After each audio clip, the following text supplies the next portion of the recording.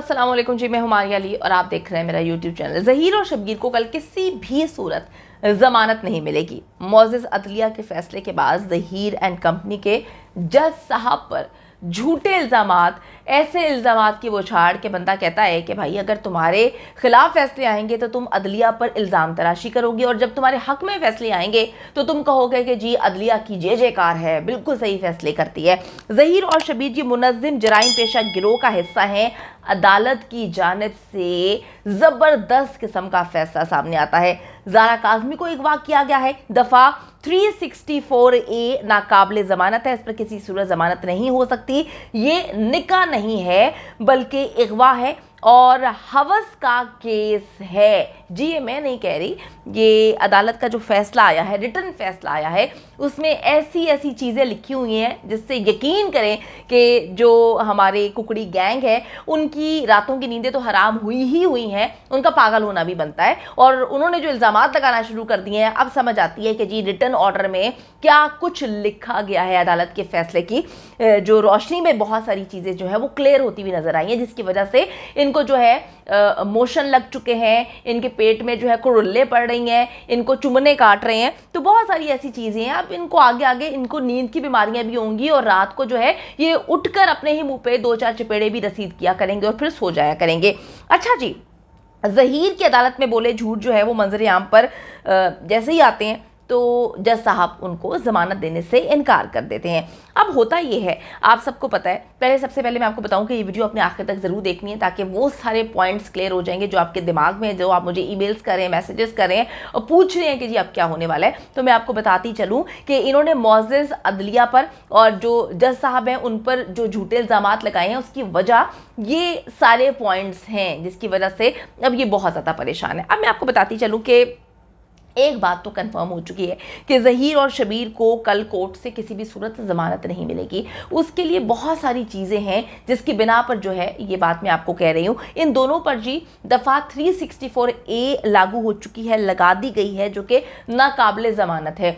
इस हवाले से अगर हम पिछला थोड़ा सा कुछ केसेस पर नज़र डालें तो जिस पर 364A लगी हुई है अदालत की जानिब से, उसको बेल नहीं मिलती क्योंकि ये अगवा की जो है दफ़ा है। और ये बड़े खुशियाँ मना रहे थे कि जी ML तो होगा ही नहीं और जो बच्ची के साथ जिनसी ज़्यादती है उसकी दफ़ा हटा दी गई है। तो फिर मैं आपको क्लियर करती चलूँ कि वो चालान में कभी भी उसको ऐड किया जा सकता है। अभी जैसे ही MLO होगा चीज़ें क्लियर हो जाएंगी। अच्छा, अब मैं आपको बताती चलूं कि जो 364A है वो जो लगाई गई है, जिसकी बिना पर इनको ज़मानत किसी सूरत नहीं मिलने वाली, क्योंकि बच्ची माइनर है, उसको इन्होंने अगवा किया है और अदालत भी कहीं ना कहीं इस बात को एक्सेप्ट कर चुकी है कि बच्ची को इन्होंने कराची आकर अगवा किया। तो अब आप देख लें कि जिसकी तस्दीक जो है वो पुलिस ने भी कर दी है, पुलिस के बयान ने कर दी है और जो CDR है वो भी इस बात को कंफर्म कर चुके हैं कि बच्ची खुद नहीं जाती, बच्ची को अगवा किया जाता है। अगवा करने के वक्त ये सारे लोग जो हैं वो कराची में थे, इनका CDR वहीं पर एक्टिव था, डेटा सारा कुछ निकल आया है। अब बात ये है कि देखिए, दलाइल आप जितने मर्जी बड़े वकला हायर कर लें, आप सुप्रीम कोर्ट के कर लें, आप जितने मर्जी वकला हायर कर लें, अब झूठ झूठ होता है, सच सच होता है। झूठ को आप सच बनाकर कितनी देर तक पेश कर सकते हैं? ज़्यादा देर तक नहीं पेश किया जा सकता। अदालतें जो है वो सबूतों पे चलती हैं। अगर ये लोग कहते हैं कि बच्ची का, इन्होंने दिखाया कि जी बच्ची का निकाह हुआ है, जिब्रान नासिर साहब ने दिखा दिया कि बच्ची का जो सर्टिफिकेट है उसके मुताबिक बच्ची माइनर है। इन्होंने कहा कि जी बच्ची का तो निकाह हुआ है, वो तो जोजा है ज़हीर की। तो इन्होंने आगे से कह दिया कि जी पाकिस्तान के हिस्ट्री का ऐसा मेडिकल बोर्ड बनाया गया था जो आज से पहले नहीं बनाया गया। उस 11 रुकनी मेडिकल बोर्ड ने बता दिया है कि बच्ची की उम्र जो है वो 15 साल के करीब है और 15 साल के करीब सिंध या पंजाब, दोनों के अगर हम कवानीन को देखें तो दोनों में बच्ची जो है वो माइनर है, कहीं पर भी शादी एक्सेप्ट नहीं की जा सकती। फिर इन्होंने कहा ये केस किसी सूरत जो है वो कराची नहीं चलना चाहिए, निकाह तो लाहौर में हुआ है, तो लाहौर में ये केस जो है चलना चाहिए। जिस पर जिब्रान नासिर ने आकर बता दिया कि जी देखें, ये तो बड़ी अजीब सी बात है, बच्ची कराची की है, बच्ची कराची से अगवा होती है, CDR कराची में एक्टिव होता है, ये लोग कराची आते हैं, कराची आके बच्ची को अगवा करते हैं।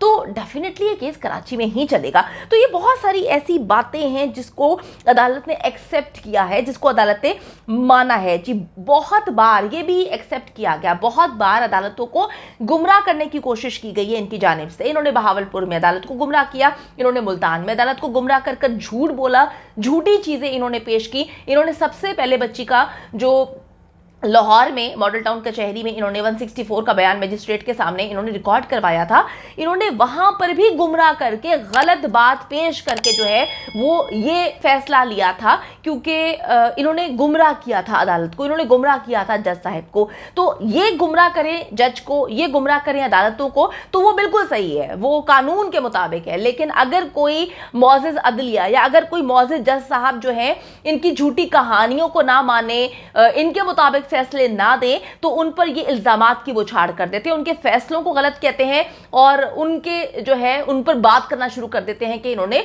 बहुत गलत किस्म का फैसला दिया। अच्छा जी, मैं आपको ये बताती चलूं कि ये इंसानी स्मगलिंग का केस है, यानी कि ह्यूमन ट्रैफिकिंग का ये केस है, क्योंकि अदालत भी इस बात को मानती है कि पुलिस के कब्जे में एक गाड़ी है, उस गाड़ी का इस्तेमाल इन्होंने जो है वो इंसानी स्मगलिंग के लिए ही किया है। उसमें आते थे, जाते थे, लेकर जाते थे और काफ़ी जगहों पर ये चीज़ भी साबित हुई है कि उस गाड़ी में बच्ची को लेकर जाया गया है, मुख्तलिफ जगहों पर पाकिस्तान में उस गाड़ी पर ट्रैवलिंग की गई है। तो डेफिनेटली भाई इंसानी स्मगलिंग ही ये लोग करते थे, तो ये चीज़ें भी जो हैं वो शामिल की गई हैं।